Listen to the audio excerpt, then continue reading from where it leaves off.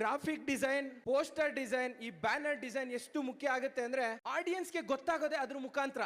Correct ಅಗ್ರಿನಾ? ಅದಿಲ್ಲ ಅಂತಂದ್ರೆ program ಎಷ್ಟೊಂದು ಬಾರಿ ಗೊತ್ತಾಗೋದೇ ಇಲ್ಲ.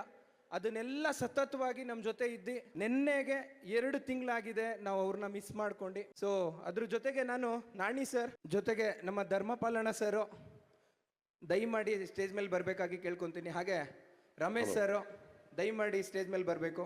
ನಾಣಿ ಸರ್, ಒಬ್ಬ ವ್ಯಕ್ತಿನ ನಾವು ದೈಹಿಕವಾಗಿ ಕಳ್ಕೊಂಡಿದ್ವಿ, ಬಟ್ ಅವ್ರು ಮಾಡೋವಂಥ ಕೆಲಸದ ಮುಖಾಂತರ ನಾವು ಯಾವಾಗಲೂ ನೆನಪಿಸ್ಕೊತಾ ಇರ್ತೀವಿ.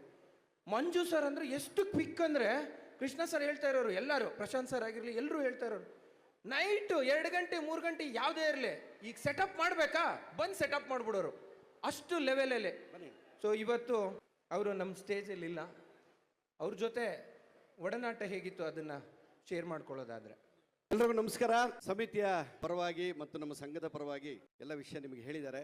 ಮಂಜುನಾಥ್ ಸಾರು ತುಂಬ ಆತ್ಮೀಯರು. ಇವರು ಹೇಳಿದ್ರು, ಅವ್ರು ಎಷ್ಟೊತ್ತಿನಲ್ಲೇ ಹೇಳಿ ಬಂದು ಕೆಲಸ ಮಾಡ್ತಾಯಿದ್ರು, ಅವ್ರ ಕೆಲಸ ಮುಗಿಸೋವರೆಗೂ ಮನೆಗೆ ಹೋಗ್ತಾ ಇರಲಿಲ್ಲ ಅಂತ.